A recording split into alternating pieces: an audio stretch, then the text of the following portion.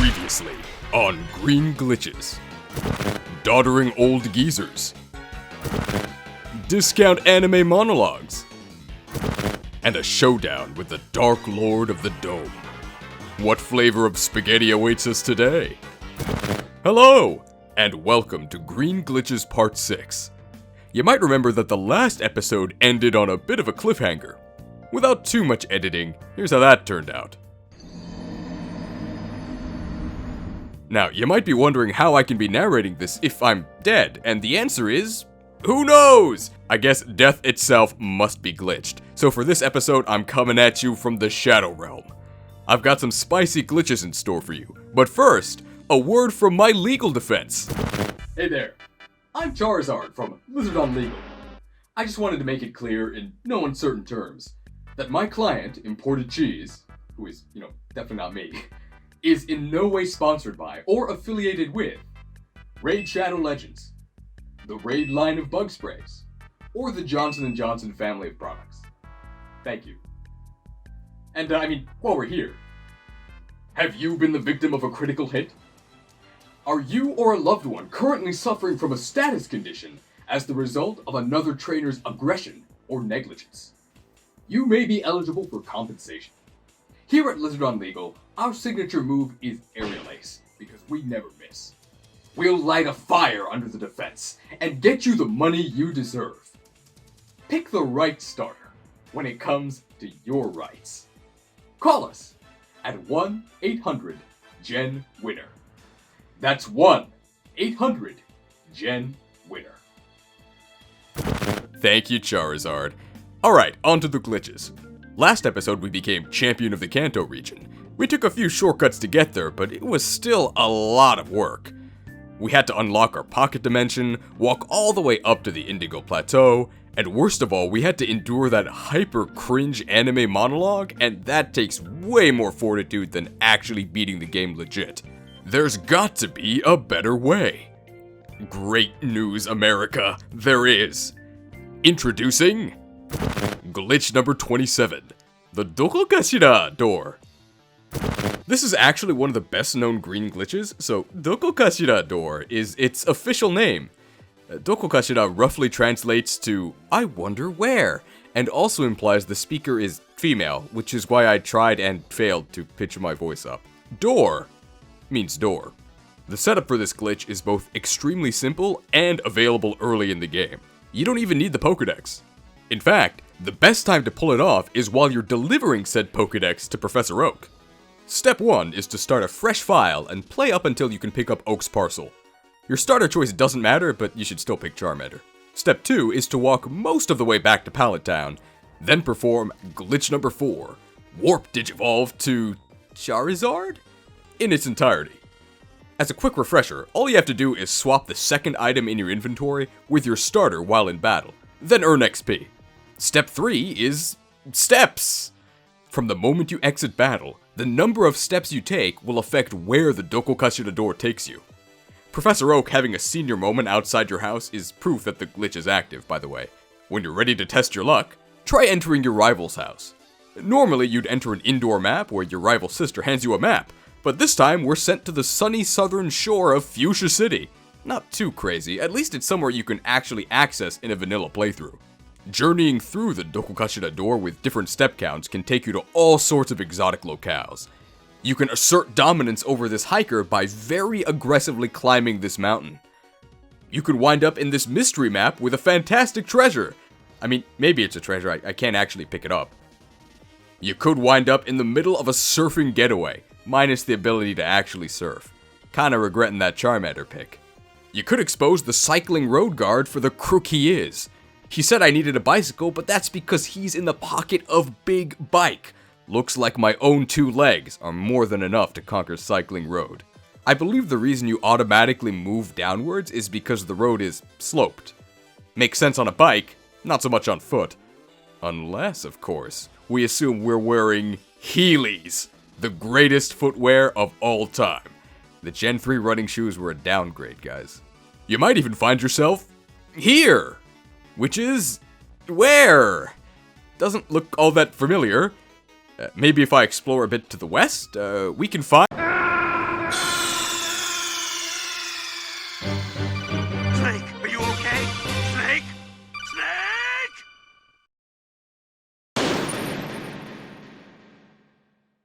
And we're back. The whole point of this glitch is to fast track ourselves to champion status, so how many steps does that take? The answer is 83. You might notice that this isn't the Hall of Fame. Very astute of you. Hang on, we're getting there. Continue to Celadon City, dodging the dodgy looking ground, then enter the Pokemon Center. Yeah, this also isn't the Hall of Fame, I know. Have you considered a career as a YouTube commenter? We're almost there, just head towards the department store. I would like to buy 1 championship, please. Hello, Lance. Goodbye, Lance. And just a few more steps past this hologram of your rival, and you've done it! You're now champion after 2 total battles, some light cardio, and about 7 minutes of in-game time. Not bad! One note about this glitch is that it does not work on less accurate emulators like VBA. That's why I switched over to BGB for this one, which automatically added this adorable border to the gameplay. As the credits roll following my hard-fought victory, allow me to thank you for making this video possible by sacrificing 25% of your health to set up that YouTube sub. Perhaps even consider sacrificing your actual hard-earned money to evolve into the strongest evolution of all, the mighty Patreon. I'm looking into potentially e-begging full-time, and with your generous contributions, these videos might actually come out more frequently. Keyword is might. I do still work for a Japanese company. What's a personal life? That's a question no salaryman can answer. Light sobbing. Having cheesed our way to champion status yet again, how about we celebrate with a luxurious ocean cruise? At the port in Vermilion, you can either show the sailor your boarding pass, or you can perform the Shadow Clone Jutsu and just phase right through him. Welcome aboard glitch number 28, the SS Anne-archy. The first order of business is to head towards the bow of the ship. You can shadow clone onto the safety railing here to live out your wildest Titanic dreams. Maybe not the best idea considering what happened to the Titanic, or the SS Anne. From the railing, you can actually opt to go for a quick swim. Code blue, man overboard. There are no encounters in the water, and if you stray too far, the game freezes, so surf at your own risk. Continuing the main scenario, we head towards the captain quarters, skillfully avoiding the rival battle by phasing through the wall. Nothing out of the ordinary here. I've always wondered 2 things about this captain. 1, how is he the captain if he has chronic seasickness? And 2, how is he seasick if the ship is docked at port? Maybe he glitched his way to captain status, not like I can talk. He hands us HM01, cut, which we don't need, but thanks anyway, I guess. Fun note about HMs. HM stands for Hidden Machine. I'm sure you knew that. But in Japanese, they're called Hiden Machine. The machine part of that is actually the English word machine. Japanese uses a bunch of foreign loanwords, but the hiden part is actually a Japanese word that means secret. It just happens to sound very similar to the English word hidden. I assume that insider pun was irresistible to the translators, so they decided to call them hidden machines in English, even though most HMs are mandatory and not actually very hidden at all. With that tangent out of the way, we can exit the captain's quarters to Viridian City. What a great game. Okay, no joke, I had no idea what was going on at this point. Yes, I was trying to perform a glitch here, but not this one. I have no idea what happened, but if Vermilion City is actually Viridian City, then I guess that guy who listed Lieutenant Surge as the Viridian gym leader in that Prima guide I reviewed was right all along. I make the long trek back to Vermilion, through the SS Anne, back to the captain's quarters, and out, without any surprises. I move downwards when, surprise! It's our rival's turn to teleport behind us, and this time it is Personnel, since we stole 2 championship titles from him. He caught us at a bad time because my only Pokemon is this small sleepy boy, who is no match for his Pidgeotto. We're knocked out and sent to the Vermilion Pokemon Center. We still have unfinished business on the SS Anne, so I sneak aboard again. I forgot something on my PC. I gotta head back to... Oh. Well, there goes the cruise. The flag that tells the SS Anne to depart is the captain handing over HM01. If you get knocked out, you can return to the overworld without the SS Anne leaving port. But the moment you step off again, the SS Anne is out of there. If you talk to the sailor, he says the boat has left. Have we any reason to doubt this man? We just saw the boat leave, and this guy was only 1 screen away. He probably heard it leave. There's no way this guy could be trying to pull the wooloo over our eyes, right? Nothing but lies. Lies! Lies! Lies! Lies! Lies! If you have a way to bypass the guard, say a forbidden jutsu that lets you pass through walls, you can revisit the SSN anytime you want. This area is usually inaccessible by the time you can surf, but with our trusty surfboard, we can explore left to find nothing. Or right to find the infamous truck. Schoolyard rumors claim that you could move the truck with strength to find Mew, but that's poppycock. The truck does nothing. And besides, we already have our own Mew. Speaking of Mew, how about we nab another one? That's right, this game is so broken there are multiple ways to catch Mew, and this one is actually Japan exclusive. Introducing glitch number 29, Mewtwo. Wait, that's a different Pokemon. Okay. Second Mew. Oh, that's so clunky. It sounds like a bad translation. Here we go. Mewtwo. Isn't English great? The setup is simple, but very specific. You'll need a Drowsy in the lead with 21 PP left on its second move. In our case, that move is Pound. Then you'll need a Mono-Psychic type in the second position of your party. Doesn't matter which Mono-Psychic type, we'll be using Abra. Select the 16th item in your inventory, then enter a battle and swap it with Drowsy's second move. We've done what the European Union couldn't. We've eliminated the Pound. Take that, Boris! See, I do care about my European viewers. Flee from the battle, then visit the daycare man.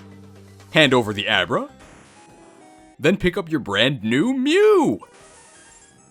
You might notice that I actually have another level 100 Mew because I messed up while practicing this glitch and accidentally made another Mew, although I'm not sure how. It really is that easy. And let's cap off today's episode with one last glitch. It's not useful, but it is off-the-wall bonkers. We'll need to journey to Lavender Town. We could either go through Rock Tunnel, or we could literally go through this big sleepy boy. You snooze, you lose, Tubby. What's so important about Lavender Town? Why, this humble man who will kindly rate your nicknames, free of charge. Glitch number 30. What a great name. 貴様、本当の名は何という？ジュゲムジュゲム五行のすり切れカイジャリ水魚の水魚松雲来松風来松クーネルところに住むところヤブラ工事のブラ工事パイポパイポパイポのシューリンガンのグーリンダイのポンポコピーポンポコナーの超救命の長介。The Name Raider offers a brand new menu interface, and new menus means new ways to exploit item swap.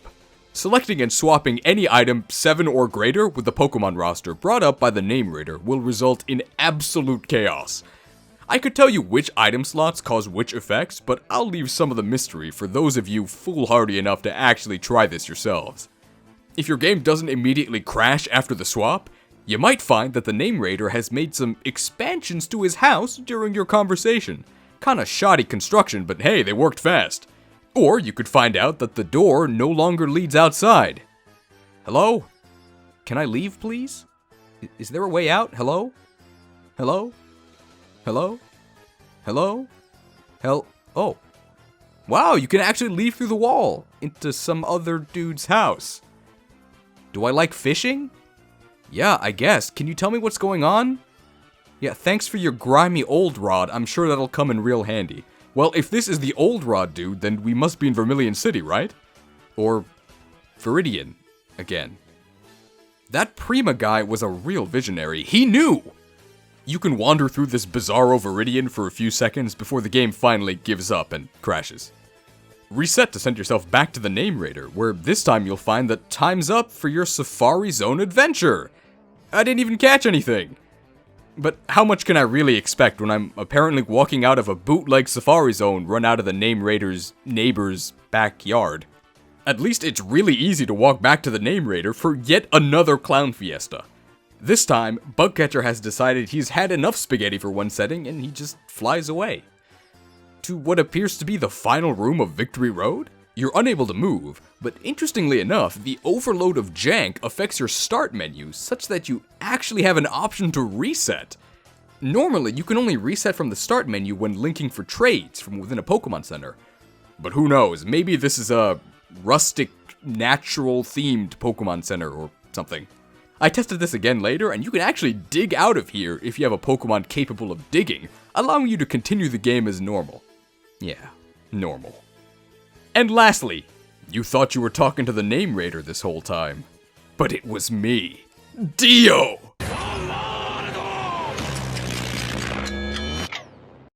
With color inverted and time frozen, how will our hero get out of this one? Find out on the next exciting episode of Bug Catcher's Bizarre Adventure.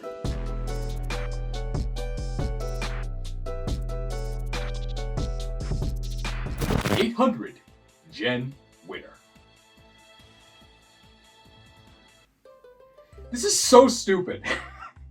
Like, nobody outside of the United States is going to know what this was about. So here's the explanation. So in the United States, you can sue anyone at any point for anything, but you probably want a lawyer.